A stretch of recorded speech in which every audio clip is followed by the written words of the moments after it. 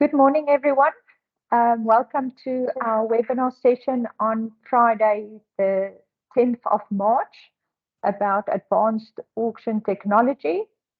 Joff van Reenen will do the presentation for us. He is the NIA Director, first of its kind, first international director of the NIA. So well done to Joff for achieving that great achievement. He's also a SIA member and CEO founder of ChantLab. Welcome, Joff, and thank you for taking us through this presentation today. What a pleasure. I'm going to be showing the screen now, but just to put you all in context, this was a presentation I was lucky enough to give about 6 months ago at the NIA conference in San Diego last year, July, at their conference and show. It certainly doesn't make me an expert, but I've been privileged and lucky enough to have been voted on to the NIA board as their first non-American director, I think in about 75 years. So it does give me access to a lot more information and tools that we are now going to be sharing with our South African auctioneers and counterparts.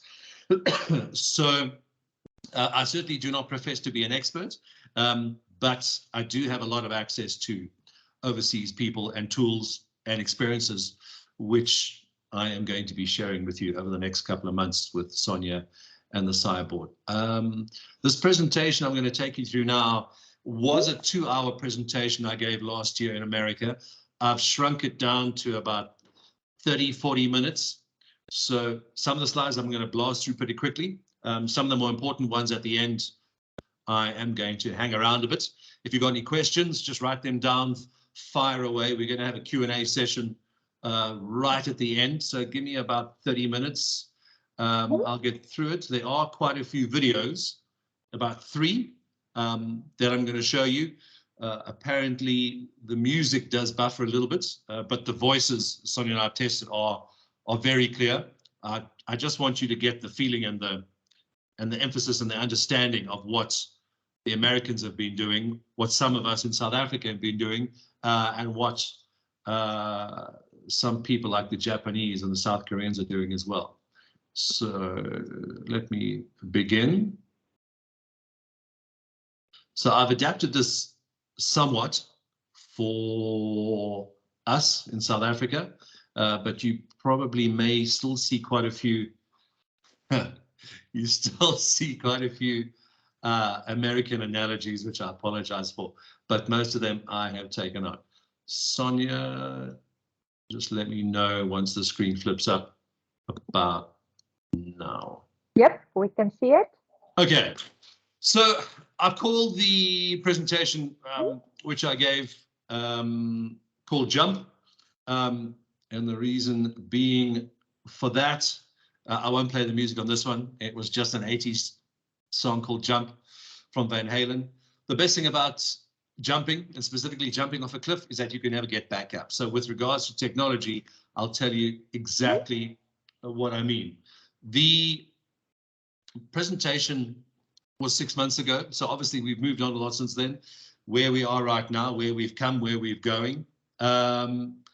COVID-19, all the tech industries and the tech experts are saying we moved more in the first year of COVID, or the first 18 months of COVID in technology, than we have in the last 10 years. So for those of you that weren't online, that are online, for some of us that are still not online, we're going to show you what you should be doing. And just to give you an idea, the first virtual auction that High Street did, we literally planned in 2 weeks. I'll share a couple of pictures with you that I wasn't allowed to, but I am now. In fact, the first virtual auction we did, where we switched from streamed only to virtual auctions, we managed to put together in about 2 weeks, and we actually conducted out of my garage here because we were still under level 5. We weren't allowed to leave home, but our tech team, which were preferred providers, were allowed to. So the first 3, we literally did out of our garage in front of a green screen. How it helped us by catapulting us into the future. For those of you that were scared about the tech before, you really didn't have a choice. You literally had to use it. And if you didn't, you were left behind. The technology that will get us there and that has got us to where we are has already taken a giant leap forward. This is where it's going. A lot of you that are in the cities, Cape Town, Joburg, Durban, Bloemfontein, I think PE has it now.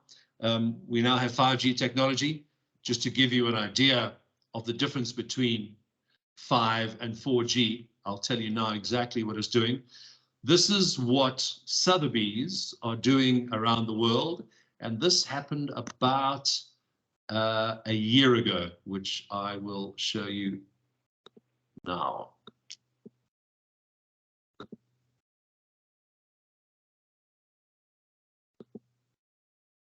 Here we go. Good evening, ladies and gentlemen, and a very warm welcome to Sotheby's. Tonight, a multi-camera global live stream will enable me to see and feel bids from around the world in real time. I'll be your auctioneer for what promises to be an historic evening.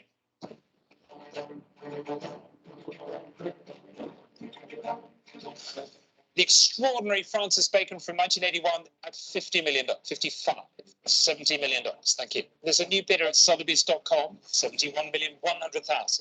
Back online again, Greg. I need 72 from you. $72 million, 74 million. At $74 million. And I'm selling it here against you online. Fair warning at $74 million. Thank you very much indeed.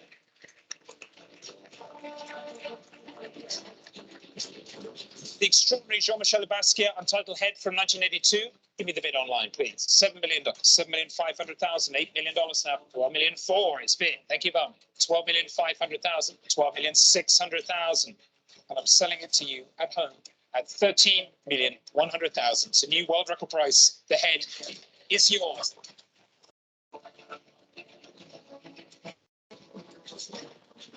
The Matthew Wong, The Realm of Appearances, at 180,000, 200,000 I have already, 400,000, still with a commission bidder at 850,000 against all of you here at 1,100,000. I see you keep 1,150,000. 1,500,000 is bid with Brooke Lampley at 1,005,000, records breaking at Sotheby's, sold. Helen Frankenthaler from 1975, The Royal Fur Works, 1,600,000, 1,700,000, 2,200,000 with Siren against you, Lisa, 3,200,000. 4,800,000, $5 million. All in Neil, the Battle of the Lady Bidders. Anybody else want to come in? $6 million, 6,600,000. At 6,700,000, fair warning, last chance. Thank you, Brooke. The masterpiece by Wilfredo Lam, the Omi Obini, at 6,200,000, 6,500,000, 7,200,000. Thank you, Thomas. $8 million, 8,100,000, and selling at $8,200,000. The wonderful Pablo Picasso at 8,800,000, 9,500,000 is your bid, 9,600,000.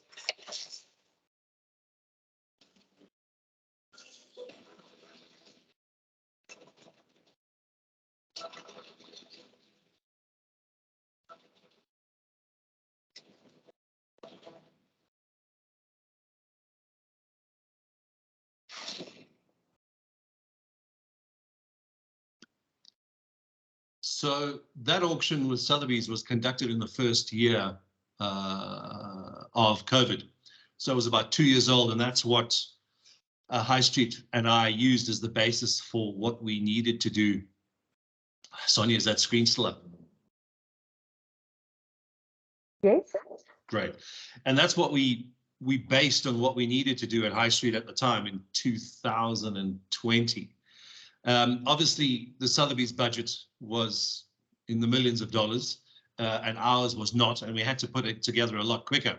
So what I'm going to show you now is the South African Rand version of the $1 million budget, which just to prove to everyone that it actually can be achieved. We used a combination of Australian and American technology, and we found a local South African wizard, as I call him, who knew and who figured out how to operate the system in about 2 weeks. So what you see here is the sort of the South African or High Street version of Stefan Lefeer and myself when we conducted a property auction for the city of Cape Town This was done, I believe, about a year ago or 18 months ago, just to show you that you don't need $1 million budget. Certain parts of what I'm going to show you, the two auctioneers were actually not in the same studio at the same time. One was I was in Johannesburg, Steph was in Cape Town, but then we later joined together. We're in the same studio at the same time. This will just give you an idea of what you can do as an innovative South African.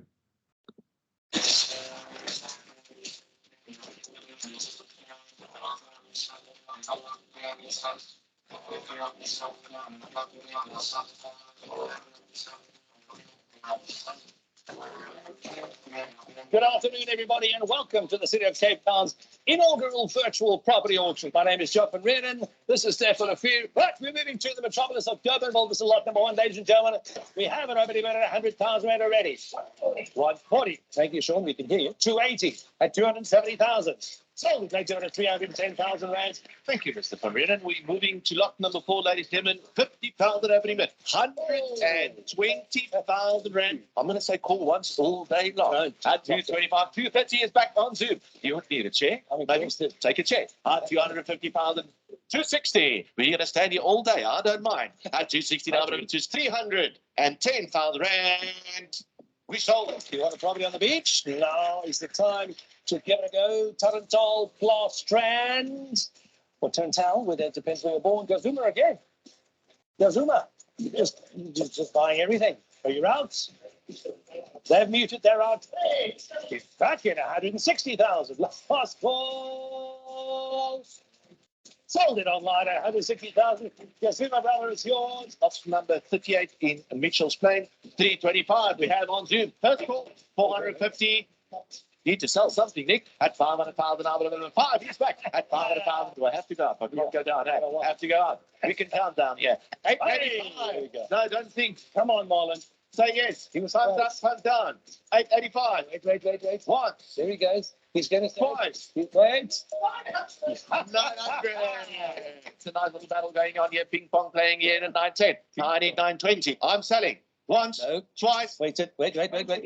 Yes. Yes. He's back in. 980. 980 is back. The wife would be so happy. Oh, there it is. He's out. On the app. Is in. Hang on. He's thinking. At 1. Hang on. He's thinking. I'm not hanging on too much longer. Once. Twice. All done. Third and final call. Sold. Congratulations, Randy Imran. Congratulations. Oh, what a great bidding war. This is the penultimate lot, ladies and gentlemen. We are going back to Leather Park in Khayelitsha. We're selling 25, 30, 35, 40,000. He's in. Thank you. We got it. 180,000 timber. You don't crash your car now you're driving. We love it when the ladies bid hard. Are you looking at the boss or the bank? At 280,000? You are the bank, Sibongile. Come on, spend the money. Where did you come from? Where you were hiding. You were hiding amongst them. You've just shot all the bidders out the door now. Another lady's entered the fray bidding. Guy needs another property. He needs to build a larger house. 370,000. Selling at 370,000 once. 370,000 twice. And Ricardo for his many wives. Sold it online and just so you got it. 360,000 rands. She's a happy lady. Well done. That is the end of the auction, ladies and gentlemen. On behalf of the City of Cape Town and the High Street Auction Company, thanks for joining us. Please watch online on the various websites. The next auction is coming up on behalf of the City of Cape Town. Thank you very, very much. Thank you.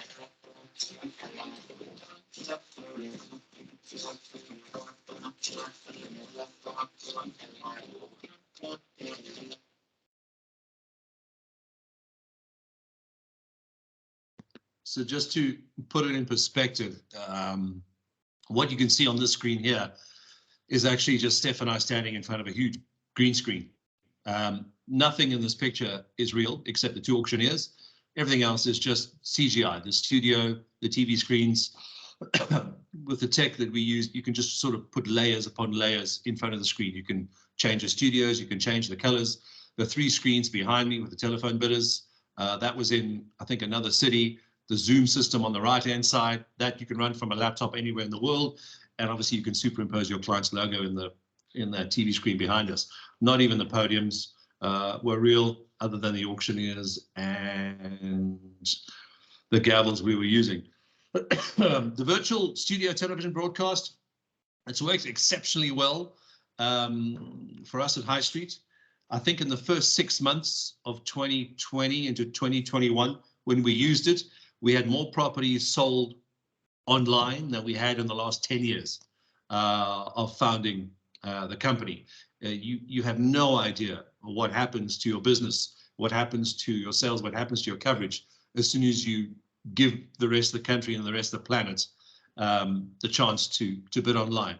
That very first auction we did out of my garage, somewhere outside of Johannesburg, that very first auction we sold a game farm to a young man sitting in Texas who then bought 5 game farms from us in the last 12 months. That's literally the power of two. Reality is catching up on us, and it's literally worked like trying to work with science fiction. 6G, in case you didn't know, is already being tested by Nokia in Europe. These are the speeds of what it's giving us. If you remember what Edge and GPRS is, I don't think any of us see it anymore. We then had 1G, 2G, 3, 4. We're now dealing with 5G in the major cities in and around South Africa. At the very least, you now have 4G, which runs at probably between 10 and 15 megabytes a second. 5G is pushing it up to 150 to 200 megabytes a second, which is really, really easy. If you want to stream your auctions, you can literally stream them from your cell phone. 5G, as I said, pushing it in a city, you can push it up to speeds of about 200 megs a second. 6G, they're now talking about, they've tested speeds already with Nokia in Europe, up to 6G with speeds of a terabyte a second, which would make, which would turn Zoom or Microsoft Teams from a two-dimensional experience into a holographic experience. If you didn't know as well, they're storing gigabytes and petabytes of memory on human DNA. The system could, in principle, store every bit of human data ever recorded by humans on one piece of human DNA in a container about the size and weight of a couple of pickup trucks.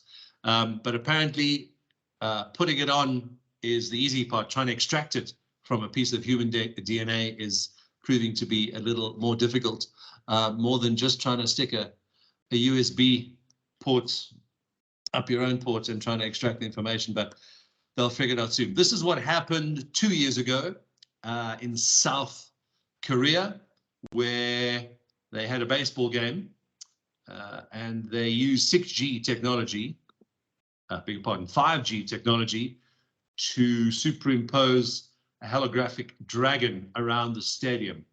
The sound's going to be a bit tricky, but I will show you the hologram now.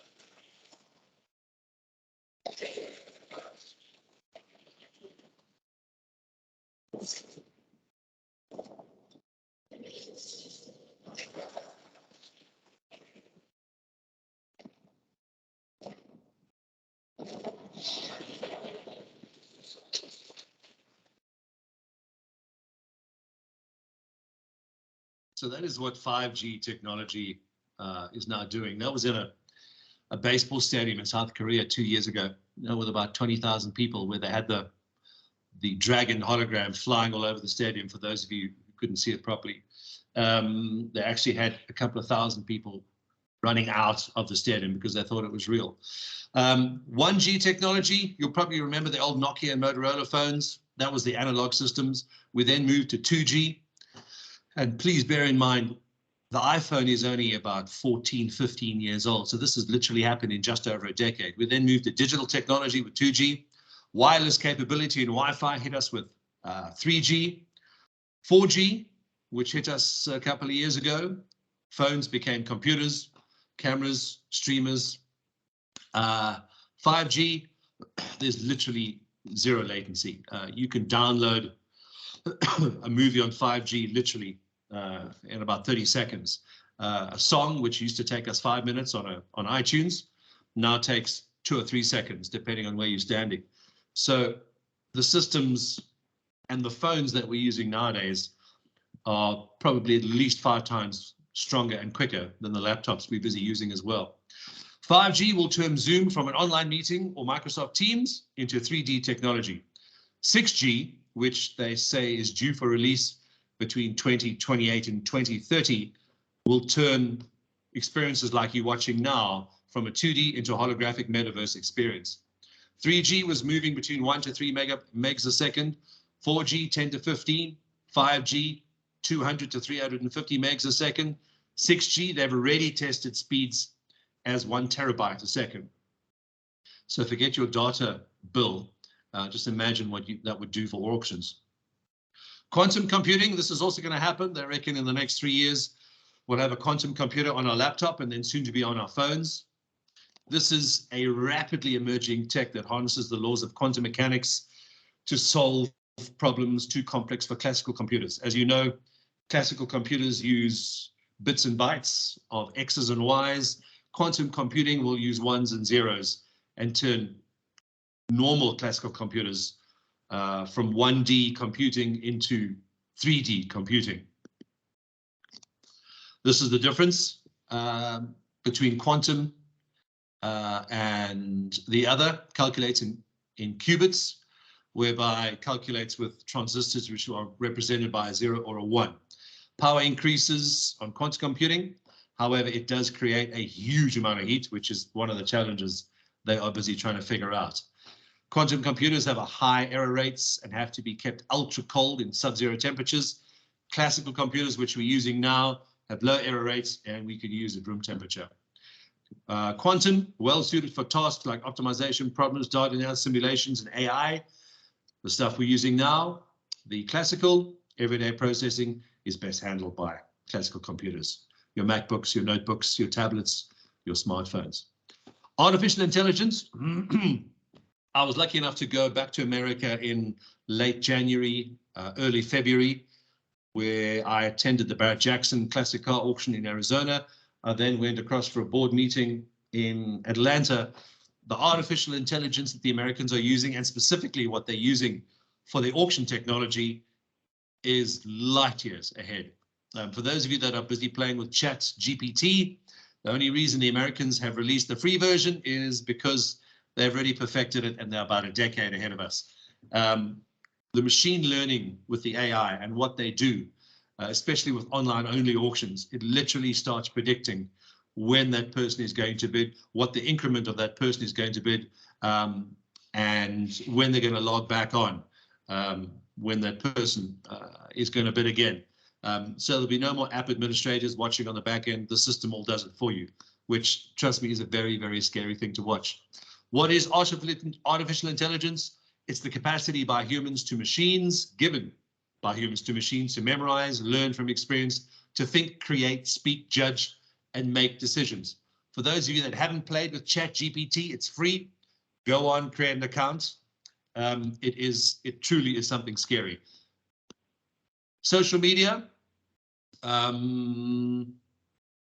Media facts for 2022, if you didn't know, there are now 4.6 billion people online using social media.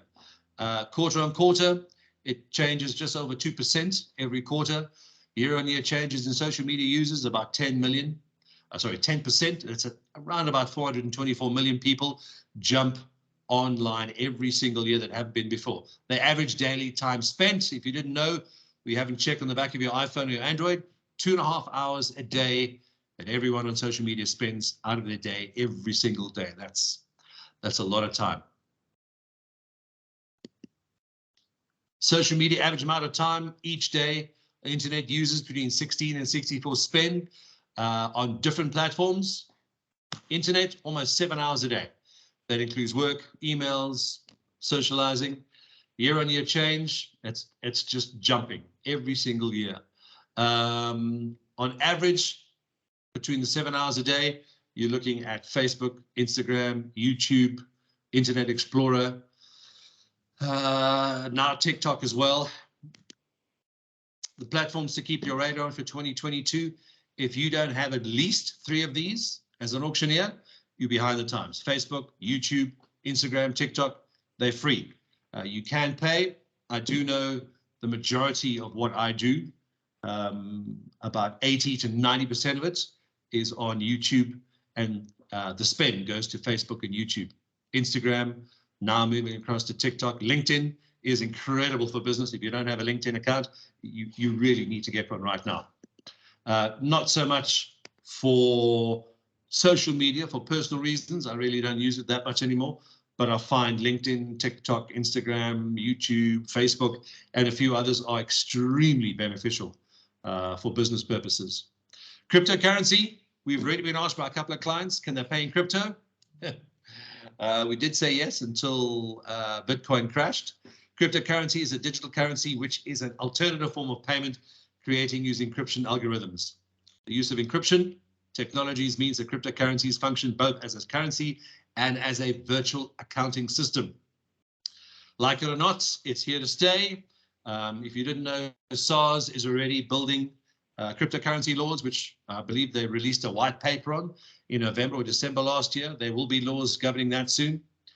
It cannot be physically banned because it operates in the cloud. So governments have now realized if you can't beat them, join them. There are over 5,000 different cryptocurrencies worldwide, and America already has 31,000 crypto ATMs in and around the country, which I've already seen and withdrawn currency from.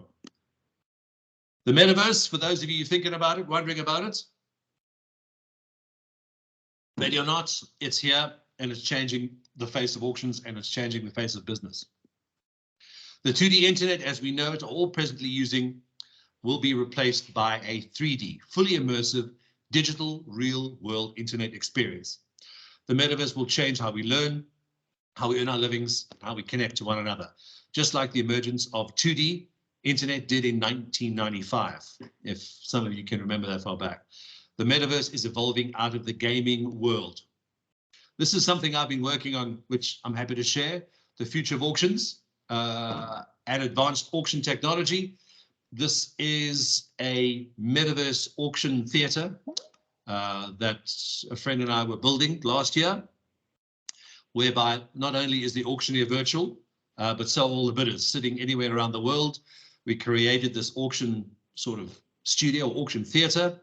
You have all the robots sitting around the theater, virtually giving you bids. And as you'll see, each avatar has a human face put on it for the actual person watching through their screen.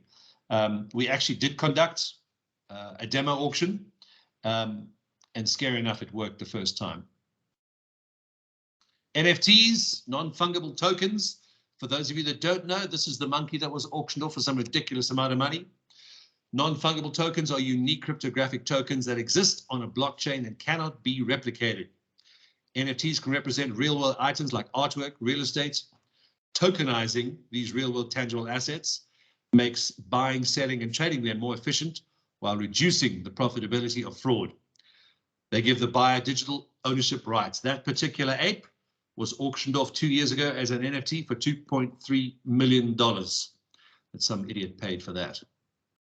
I think it was in Europe. Metaverse auctions. This is something that's going to happen pretty shortly, and I pretty much guarantee by the end of this year. These are the studios that media centers and auctioneers around the world are busy testing and using. Obviously, in this case, the Americans and somehow the Australians are running through this technology. This is also some of the tech that the High Street Auction Company used to create their virtual platform. Obviously, the more advanced it gets, the more expensive it gets.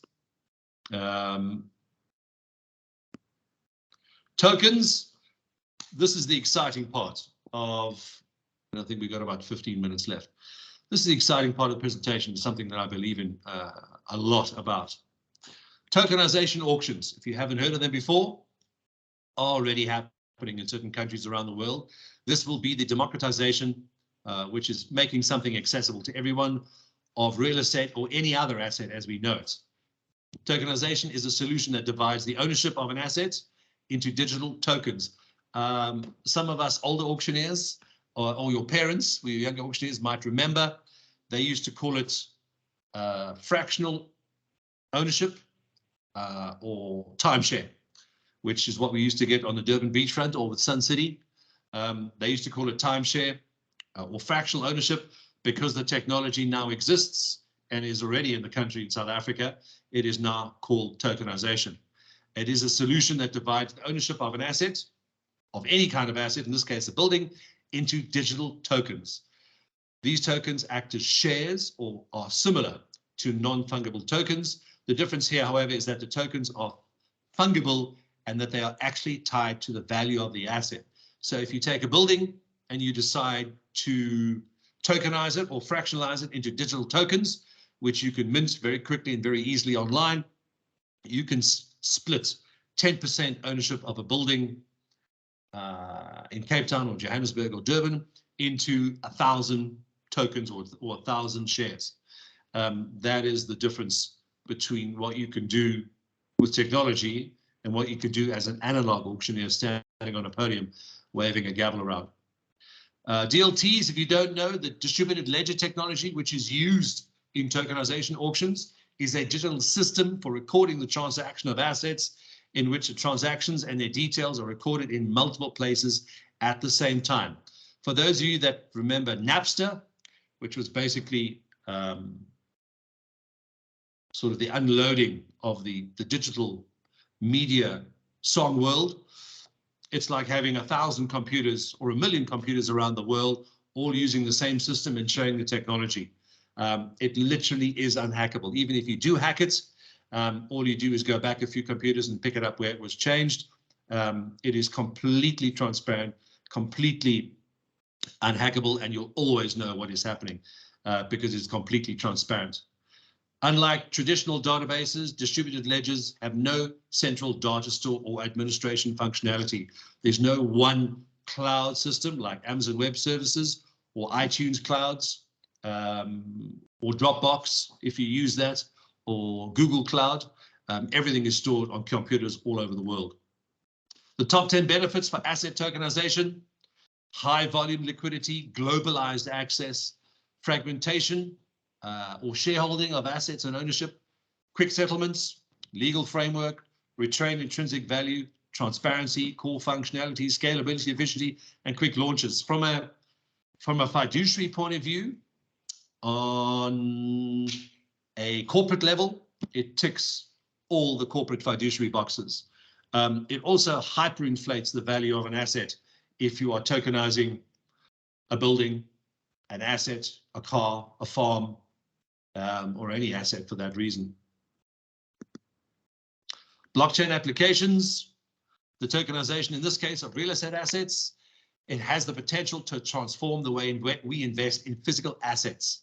Tokenization is a solution that divides an asset into digital tokens, which act as an ownership share. You basically will log on online on your phone, go into the online app, bid on something online. I don't even think they'll be using auctioneers very soon either. That'll go straight into the digital ledger technology. The blockchain system will then load a digital offer to purchase or a digital contract, which would go through the blockchain system, and everything would then be loaded online.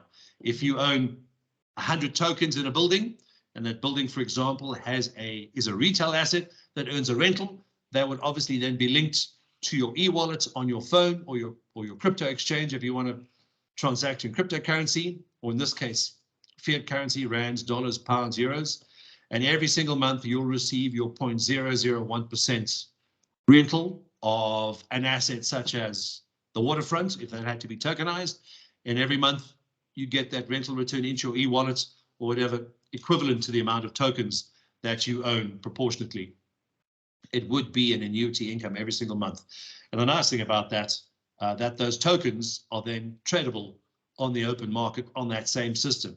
You don't have to keep them. You can trade them. If the rent goes up, you can trade those tokens for more. If the tenants change, so does the value of your tokens. Blockchain, if you didn't know, is a shared across numerous computers. It is a immutable ledger that facilitates the process of recording transactions and tracking assets in a business network, that they cannot be lost. An asset can be tangible, a house, a car, cash or land, or intangible, intellectual property, patents, copyrights, or even a company or branding. Decentraland is another interesting tech that's developed. For those of you that don't know, Decentraland is a decentralized virtual reality platform powered by the Ethereum blockchain. I would suggest you Google that and look it up. Tokenization of real estate has extremely strong potential in real estate investing because it mitigates many of the asset classes hurdles for entry. This is a brief roundup of the theoretical advantages. Liquidity. Buying and selling real estate is normally a tedious process that only a few of us know how to do. If a property were to be tokenized, it would essentially cut out the middleman, allow the buyers and sellers to transfer ownership directly on their smartphones. These transfers would easily be as buying and selling cryptocurrency for those of you that do have. It removes the barriers of entry because properties are expensive. Real estate investing is typically limited to institutional investors, REITs, large property funds, high net worth individuals that have large amounts of capital. Individuals that gain exposure through a real estate investment trust or a REIT, but these vehicles can carry high minimums and fees. Tokenization would enable individuals to buy and sell real estate in small denominations or even fractions of a token and without traditional fees. And the good thing about that is they need auctioneers to do it. Transparency and security. Blockchains are decentralized. They are digital ledgers and they are known for their transparency and their security. You cannot hide anything if it's on blockchain technology. Tampering with the blockchain's data is incredibly difficult because the ledger is shared and verified by all of its users worldwide. This provides investors, or in this case users, with full transparency into the past transactions of a property or an asset, as well as undeniable proof of ownership. Democratizing investment. This is very interesting for South Africa, when the dynamics and demographics of our population. If tokenization proves to be effective, which it will, it could be extended to a whole range of other physical assets, most of which have their own unique barriers. Consider the following table, which lists the 12-month and 10-year return of various luxury goods. And I deleted that slide because it is specifically for American users. Gamification. This is the application of typical elements of game playing, point scoring, competition for other users, rules of play to other areas of activity, typically as an online marketing technique to encourage engagement with a product or service. Gamification is exciting because it promises to make the hard stuff fun online.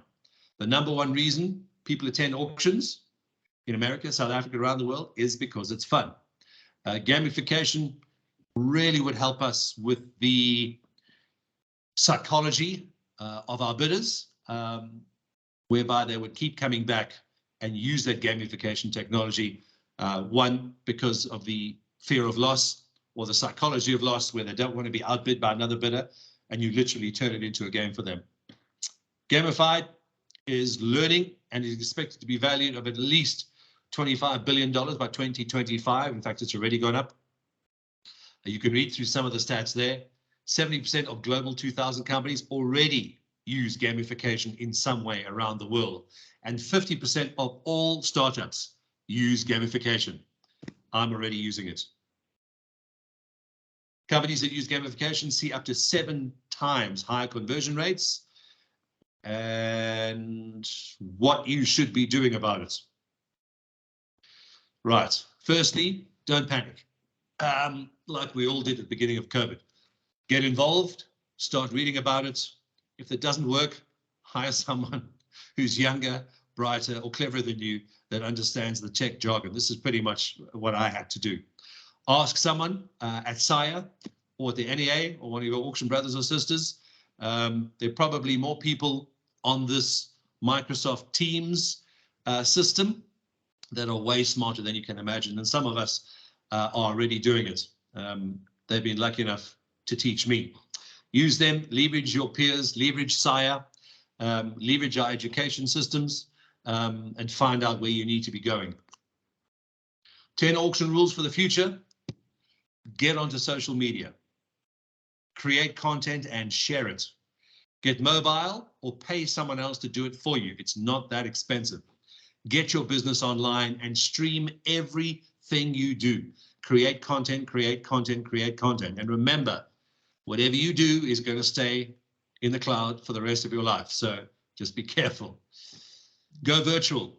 Conduct webcast auctions. Conduct stream auctions online, online only, live, or some of us lucky enough to have the technology, conduct hybrid auctions. Whether you are standing in the middle of a mealie field in Bloemfontein, or on top of a mountain in Cape Town, or doing a government auction in the middle of a yard auctioning off cars and buckies.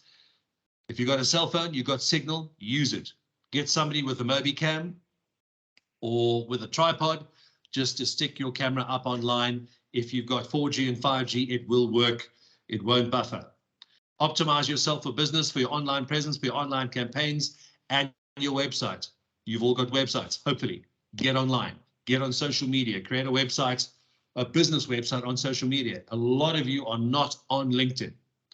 That is the #1 site in the world for doing business. Get onto LinkedIn. Get a proper CRM system. If you don't have a client relationship management system, there are cheap ones out there. There's also expensive ones. Use the cheap ones. Get online, converse with your clients, and converse with them regularly. Learn how to use it.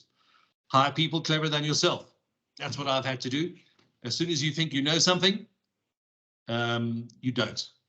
The tech and the technology and auction tech is moving so fast.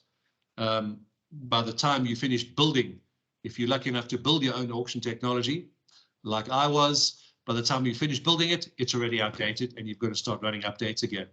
Invest in educating yourself and the technology you use. SIRE has some great educational sites. Sonia's done some amazing work, so has the board. Get onto the site, download their stuff, look at the past PowerPoint presentations, come to AGMs, interact with other auctioneers, ask questions, find out what they're doing, how they're doing it, what systems they're using, what tech they're using, what they're auctioning, how they're auctioning. Trust me, SIRE auctioneers are more friendly than you think. And the last but not least, jump. As I said, for some of you that joined us a little late, the best thing about jumping off a cliff, like I did a couple of years ago, is that you cannot get back up on the cliff. Sooner or later, you're going to land on your feet, and you're going to have to use technology on the way down. So don't be scared of it. Jump off the cliff. If you make a mistake, you're just one step closer to getting it right. Here are some of the stories that I've learned from. Nokia rejected the Android system. Yahoo rejected Google. Kodak turned down digital cameras, and as you know, Kodak doesn't exist anymore. And Blockbuster rejected a buyout from Netflix. As you know, Blockbuster doesn't exist. Life lessons: take risks, big, hairy risks. Accept the change. If you refuse to accept the change, you will become obsolete and be left at the back of the queue. More stories. Facebook has taken over WhatsApp. I think they paid $20 billion for it, and Instagram. Grab has taken over Uber in Southeast Asia. Specifically China, you will not find Uber anymore, and they actually paid Uber a couple of $1 million to leave the country. Become so powerful that your competitors become your allies. Reach the top position in your business and work smart with the competition. Work with them and not against them, and keep innovating. Whether it's analog, whether it's digital, keep innovating in your auction business. Keep innovating if you're stuck in an office as an auction administrator or an auction admin manager. Keep innovating, keep stretching this boundary. Think so far out the box that you've got to crush the box you've got and make a new one.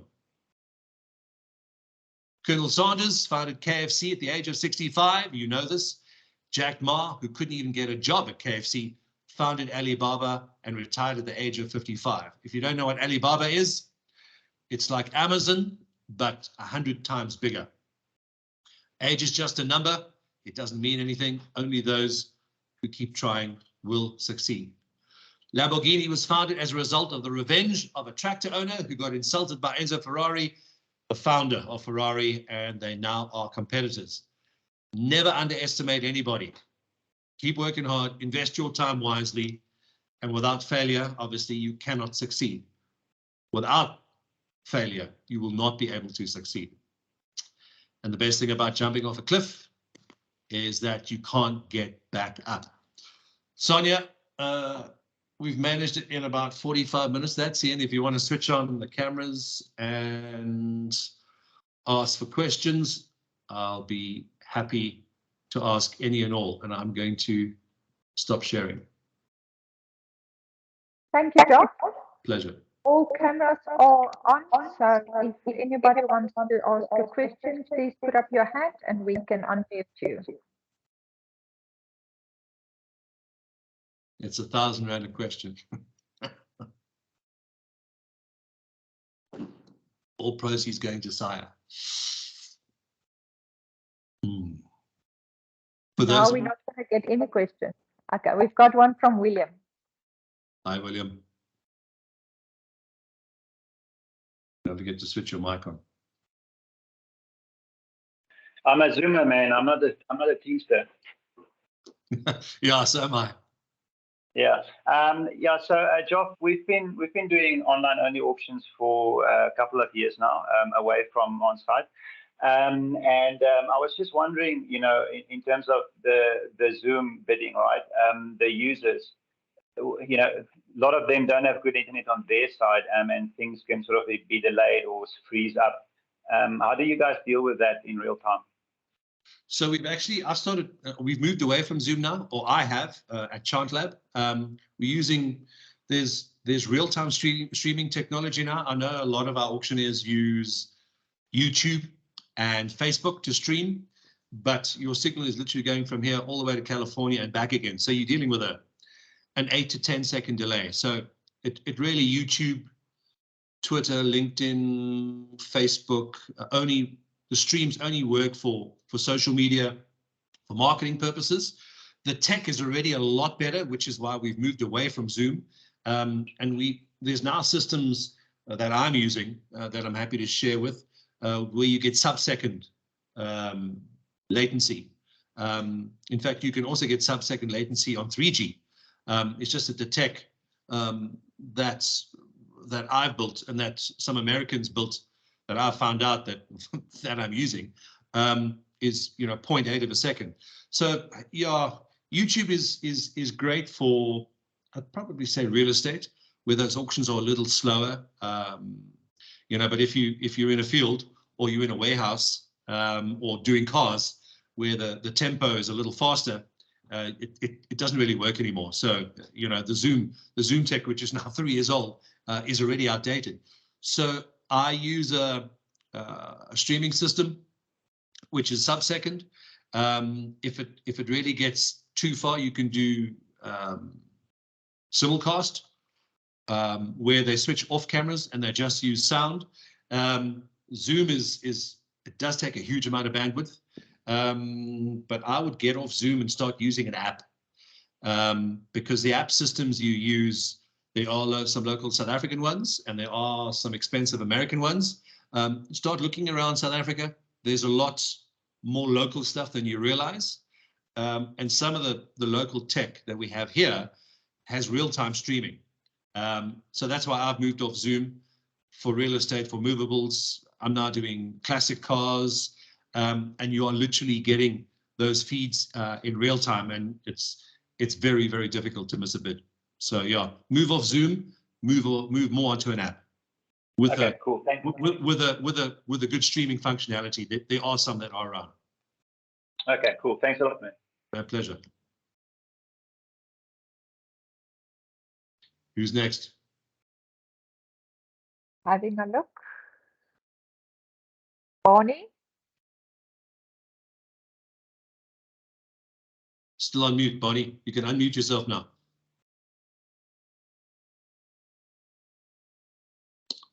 Nope.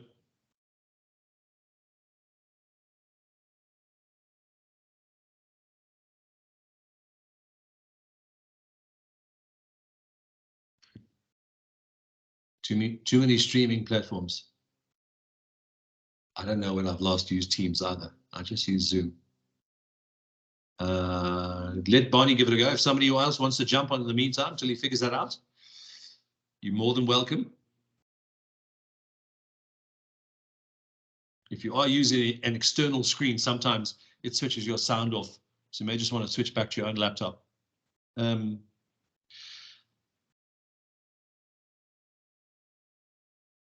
I see William's got a question again. Hello. Yeah. Yeah. Okay. Give Bonnie a chance first. Give Bonnie a chance. Right? Okay, it was the mic on the laptop that didn't seem to be working, so I've just put on a headset quickly. Geoff, yeah, thank you for the presentation. Just a question for you. You didn't really go into any depth of how you do the streaming in terms of your auction. I don't know if you can give us a little bit more information. You know, how you put the thing together in terms of whether you're using OBS or whether you're integrating it with which system, and the different systems that you're using software-wise and hardware. So I built my own system. I opened an auction technology business about a year ago, just because I got annoyed with paying dollars all the time. I opened a company called ChantLab, and I built my own system, and I've been running it for free with a few auctioneers around the country. They've been trying to break it for the last 6 months. I'm happy to say it didn't. I do use some of the OBS system, but not much. We've built in an American system called Millicast. It is expensive to use, but I've bought a license to use it. So there's an Australian system that's cheaper, but I mean, you know, at 18-1, it is cost prohibitive for us at the bottom of Africa and our members. So I use some Australian tech, I use some American tech, I use some local tech. I use a lot of local tech from South Africa, which is why I chose a local team to build the technology. So yeah, there's a Dolby system you can use as well. The coding is the expensive part, which costs the most money. But you know, once you use it, and you can't have an auction unless you're real time, as you know, it doesn't matter if it's real estate, cars, tractors, buckies, art, movable assets, anything. So yeah, I do use OBS. I also use Millicast, but I had to pay heavily for that, and the coding to get that right was complicated. It took me about 6 months to figure it out, but we've now figured it out and it works. And we use a little bit of Australian tech as well. So yeah, I kind of scour the world a bit, and especially with my connections in America now. I'm privileged to see sort of behind the scenes stuff of what they use, and I'm bringing it back to South Africa. And I've built a system here so that's easier and cheaper. So yeah, I hope that answers it. Okay, thanks, Geoff. William. Hi. Yeah. So Geoff, the tokenization, which similar to fractional ownership. I think fractional ownership maybe sounds a bit more like something you can visualize in a fractionally owned.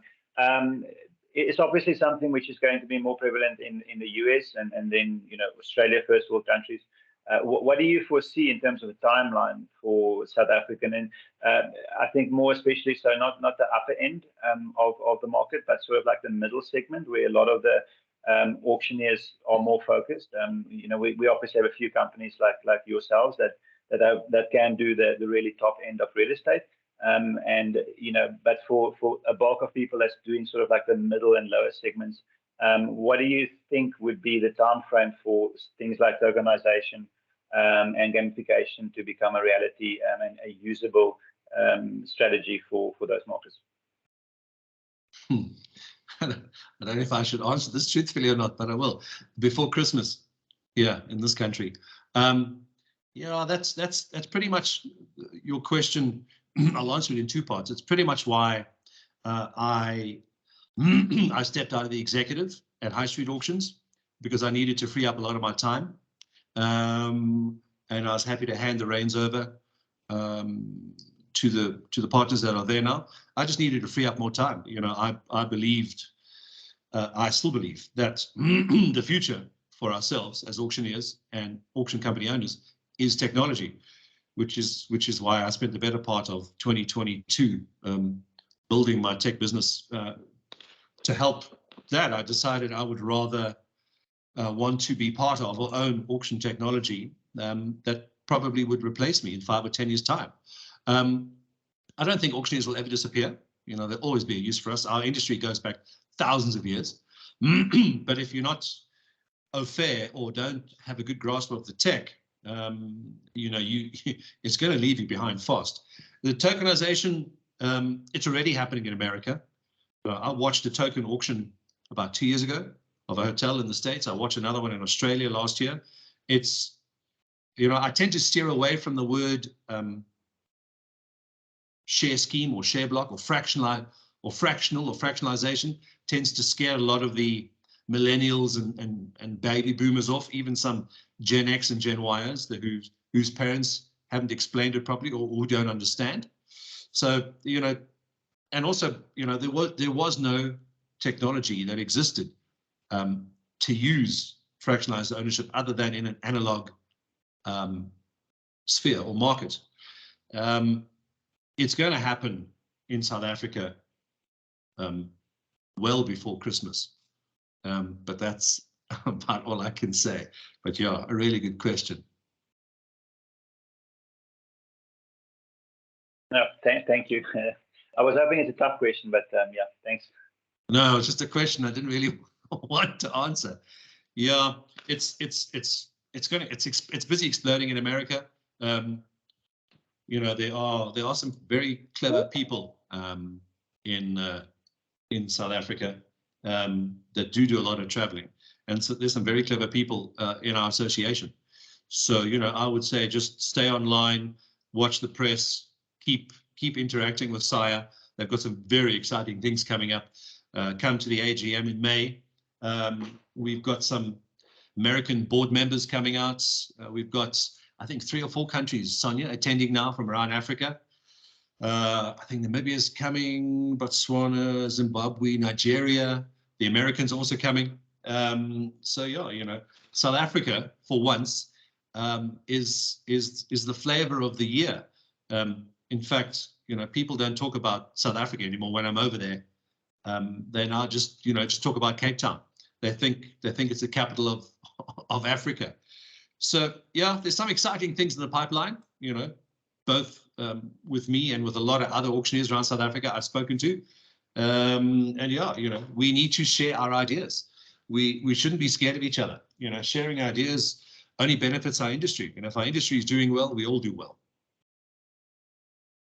Yeah, well, I mean, the nice thing about being in the auction industry is that you definitely receive a lot warmer. People are a lot more helpful. In my opinion, it's much better regulated. You don't hear horrific stories about auctioneers as you do with the other side of the real estate sales. So that's most certainly, and I can't imagine ever going back to something that's not within the auction industry. Jock, I just wanted to ask you one last question. Is there any way for me to get involved, or in EnchantLab, or I'm not quite sure how your business model works? Could you maybe elaborate on that a bit?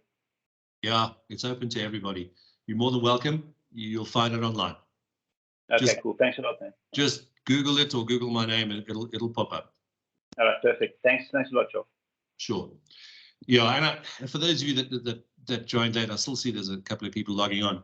You know, SIA has a very strong international relationship with the NAA in the States, the National Auctioneers Association, and SIA is doing an amazing amount of work, bringing their tech out here, bringing their speakers out here, bringing their board members out here. I never in my wildest dreams thought, you know, I'd ever be accepted into their auction community, which is, you know, really the largest in the world. So our relationship with SIA and the NAA is strong. So I would leverage that as much as you can, leverage the benefits of being a SIA member as best you can. There will be some announcements that our chairman, John Cowing, myself, and one of our American guests, board members that are coming over as well, which Sonia will announce as well. There's some very exciting things that SIA will announce at the AGM. So I would strongly suggest don't run off after playing golf. Stick around. There'll be an international presentation. Sonia will announce a few later on. But yeah, you know, it's what is happening in America is mind-boggling and will only benefit us. Their auction industry there is flying faster and higher than I've ever seen in the last 20 years since I've been traveling there. And as we all know, what happens in America, if they sneeze, we get a cold here. So our industry that has, for those that have gone online, been extremely lucrative for those of us that have kept up the good fight through COVID, that have managed to get through it with the use of tech. And if you get through our power issues with Eskom, you know, the great thing about online auctions, you can do it with a cell phone. You don't even need a laptop or a camera or a CPU anymore. You can bid online, stream online, have an auction through an app, all with your mobile phone. And that's how I built my system. If you can't do it with a mobile phone, you don't need to do it. So just make sure you've got an auxiliary battery or a battery pack with you, so you don't run out. You don't have to rely on Eskom. Eskom or no more a power producer. They are just a transmission company. You know, we provide the power now, and you know the good thing about auction technology, it doesn't use much power. So just have a backup battery with you. Any other last final questions, Sonia? I don't see any hands. I'll call the last round for questions.